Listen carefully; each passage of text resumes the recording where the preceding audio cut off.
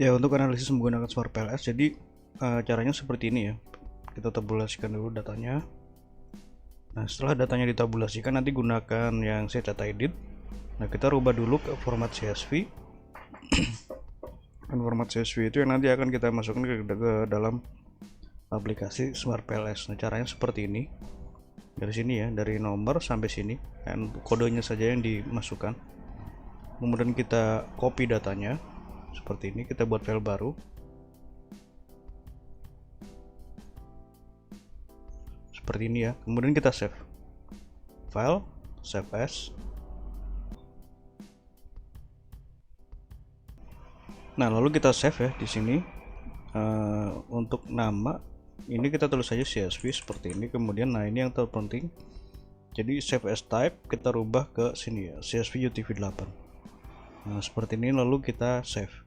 Karena saya sudah buat, nanti kita pakai file yang ini saja CSV nya. Setelah CSV nya terbentuk, kita buka aplikasi Smart PLS. Di sini saya menggunakan Smart PLS versi 4. Nah, akan muncul tampilan seperti ini. Kita klik ini ya, di project. Untuk nama kita tulis saja contoh. Nah, seperti ini ya. Lalu ini import data file. Nah, kita masukkan file CSV yang sudah kita buat tadi. Kita klik ini ya, open. Nah, lalu kita klik import. Nah, ini adalah hasil dari analisis deskriptifnya yang ini ya, deskriptif yang ini. Nanti tinggal di copy saja seperti ini, copy to Excel.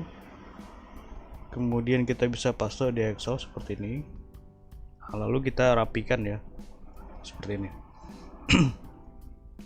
Dan ini juga sebagai tanda kalau datanya sudah masuk ke dalam aplikasi Smart PLS. Nah, ini kita bisa klik back. Nah, lalu ini ya, create model type, kita pilih di sini PLSM, kemudian model name kita tulis di sini sebagai contoh seperti ini aja.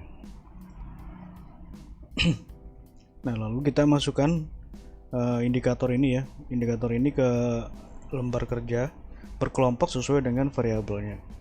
Caranya seperti ini ya, EIA1 sampai dengan EIA8 ya. Nah, klik dulu yang satu, tekan shift, lalu kita klik ini EIA8, kita tarik enter. Nah, seperti ini, kita masukkan dulu, nanti kita beri nama.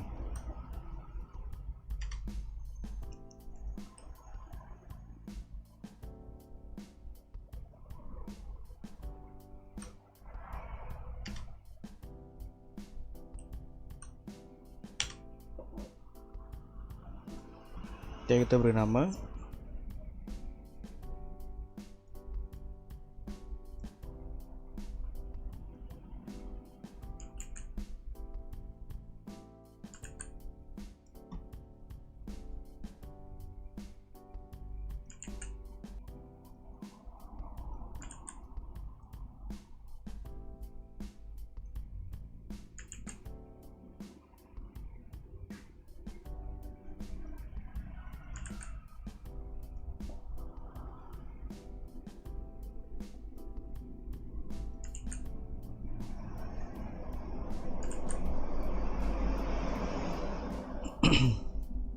Lalu kita susun modelnya sesuai dengan hipotesis yang diajukan.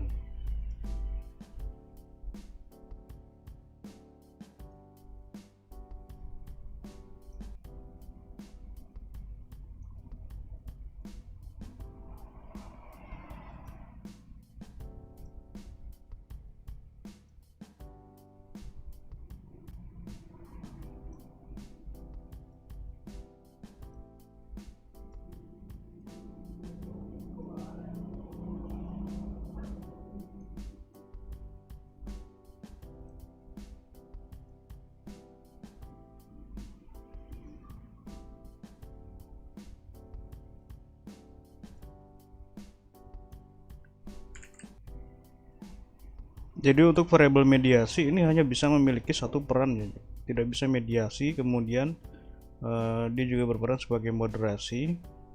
Ya, kalau secara software bisa saja, tapi secara ini ya, secara teoritis atau secara pada umumnya itu tidak pernah digunakan. Jadi kalau misalkan ini mediasi ya mediasi saja, kalau moderasi ya moderasi saja. Oke, seperti ini kita save. Lalu ini kita bisa lakukan analisis. Nah, yang pertama kita lakukan, kita menguji outer model terlebih dahulu.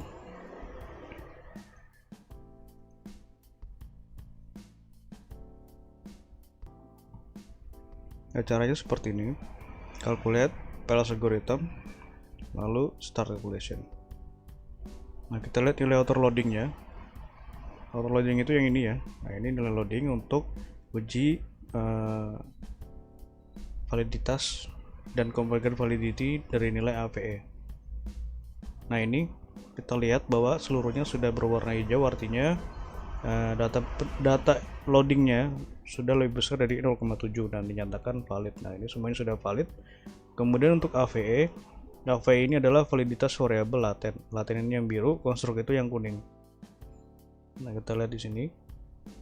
Ini ya AVE. Jadi AVE ini harus di atas 0,5. Nah, ini seluruhnya sudah berwarna hijau, artinya sudah valid ya, di atas 0,5.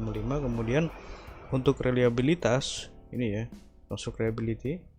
Nah, kita lihat nilai dari kerobak alfanya. Nah, ini seluruhnya sudah di atas 0,7, maka ini dapat dikatakan reliable. Nah, kemudian untuk ini ya, diskriminan validity kita menggunakan nilai HTMT karena kita pakai PLS 4.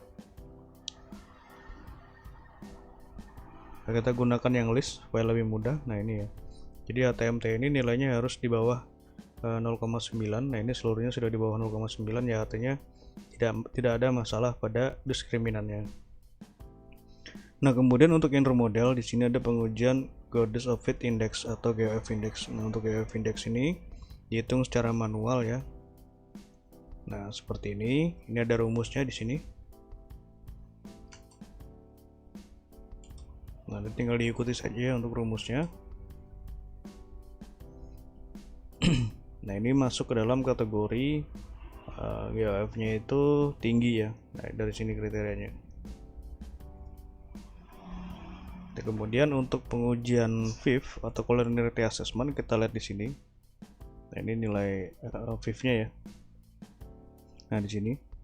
Nah, kita gunakan yang inner model list. Nah, seperti ini. Jadi ini untuk nilai VIF harus di bawah 5. Nah, ini seluruhnya sudah di bawah 5 ya, artinya tidak terjadi masalah pada multi collinearitasnya. Nah, kemudian coefficient of determination atau R-square kita lihat dari sini nilainya. Ini ya R-square. Nah, nilai R-square ini menunjukkan besaran pengaruh variabel independen terhadap dependen. Nah, contoh ini ya. Untuk operational risk governance nilainya adalah 0,293. Artinya adalah variabel ekuitas dan implementasi mempengaruhi sebesar 29,3%. Sisanya dipengaruhi variabel lain di luar dari model penelitian ini. Nah, untuk kinerja perusahaan nilainya adalah 0,56 atau 56%. Nah, ini dipengaruhi oleh 3 variabel ini. Selanjutnya adalah ada pengujian effect size atau F-square. Nah, kita lihat di sini ya, gunakan yang list. Nah, ini untuk F-square ini menunjukkan besaran pengaruh variabel independen terhadap dependen tapi secara parsial ya, atau secara individu. Nah, seperti ini. Ini adalah nilainya dan untuk kriteria nanti bisa dilihat di sini. Nah, ini untuk pengujian chi-square ya kita lakukan nanti. Nah, jadi untuk hasil analisis bisa kita save. Jadi ada dua cara meng-save-nya. Kita bisa save dalam aplikasi Smart PLS atau di luar dari aplikasi Smart PLS. Nah, kalau di dalam Smart PLS tinggal klik ini ya, save. Nah, ini berlaku untuk semua pengujian. Nah, ini kita beri nama sesuai dengan tahapannya. PLS algorithm. Nah, ini kita save di dalam aplikasi ya.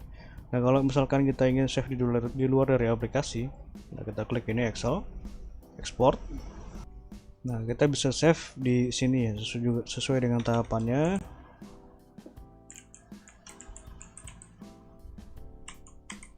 Nah, seperti ini tinggal kita klik save. Nah, seperti itu ya untuk cara meng-save hasil output dari Smart PLS.